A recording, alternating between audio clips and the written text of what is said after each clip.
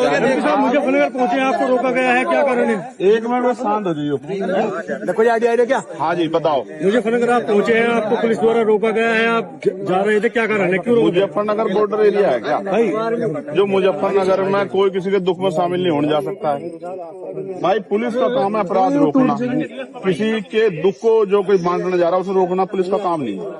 मैं सोनू कश्यप जी, जो जिस भाई की हत्या हुई है, जिसको जला के मार दिया, उस माँ को मैंने तड़पते हुए देखा, उसकी बहन को मैंने बड़ी को तड़पते देखा।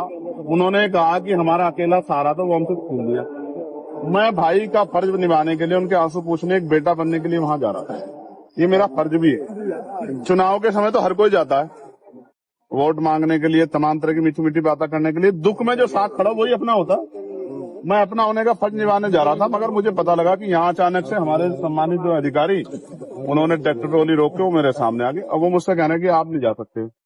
मैं ये पूछना चाहता हूँ कि भाई क्यों नहीं जा सकता हूँ? घटना यहाँ की नहीं है, घटना मेरठ में हुई है। क्या किसी परिवार को उत्तर प्रदेश में, जो पिछड़े वर्ग का परिवार है, कमजोर वर्ग का परिवार है, क्या उसको सांत्वना देना भी अपराध हो गया? तो मुझे सारी बात में एक चीज समझ आई है कि मैं राजनीतिक अछूत हो गया हूँ। यहाँ उत्तर प्रदेश में मैं किसी पीड़ित की आवाज नहीं उठा सकता। मैं आवाज उठाने जाऊंगा तो मुझे बंद किया जाएगा। इसका एक तरीका मेरी समझ में आया, मैं इनको रास्ता बता रहा हूँ कि जैसे पिछली बार मुझे गोली लगी थी 23 में, मेरी ये हत्या करवा दे पुलिस वाले मिलकर सारे सरकार के साथ।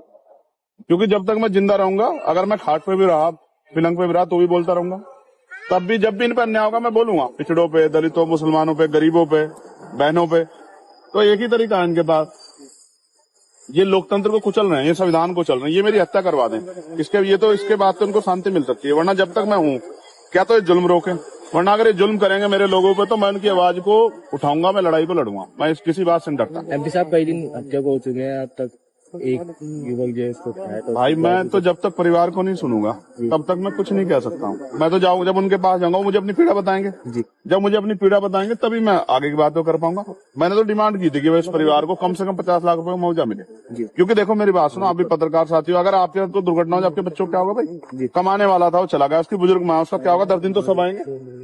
तो उसको 50 लाख रुपए मदद दो, एक सरकारी नौकरी मिले, और सबसे इम्पोर्टेंट है इस घटना की सीबीआई जांच हो। यही मांग उठा रहे हो। अब आप पीड़ित के यहाँ जाएंगे या यहाँ से वापस जाएंगे? आप बताओ मुझे। मैं जैसे आगे बढ़ूंगा तो मीडिया वाले कहेंगे पुलिस वाले लड़ रहे हैं, तो मैं शांति से बड़े अधिकारियों को कह रहा हूँ कि वो मुझे अपनी गाड़ी में ले चलें, मोटरसाइकिल पे ले चलें। मैं अपने सब साथियों को वहीं रुके, मैं अकेला आदमी जाकर उनकी बात सुन के और उसको आगे आपके सामने बता दूं। इसके अलावा बताओ रास्ता क्या है लोकतंत्र में? अगर लोकतंत्र में चुनाव प्रतिनिधि जनता के बीच नहीं जाएगा और वो दिक्कत है कि नेता जाते नहीं है, मैं जा रहा हूं तो मुझसे दिक्कत ये है कि वो क्यों जा रहा है। तो भाई और लोगों की मदद नहीं करना चाहता, मैं तो करना चाहता हूं, तो मुझे फांसी चढ़ा दो, यही रखता है इनके पास। मेरा कोई अपराध हो तो आप बता दो भाई, मुजफ्फरनगर के पत्रकार साथी, मेरा कोई अपराध हो? क्या किसी के दुख में जाना, कल आपके कुदरत न करे आपके यहाँ दुख हो जाए, अगर आपके यहाँ कोई दुख में आता है उसको रोक लिया जाए, कैसा संदेश जाता है? तो जाएंगे लौटेंगे। यार मैं आदमी बड़ा स्पष्ट हूँ, मैं कानून का पालन करता हूँ, संविधान का।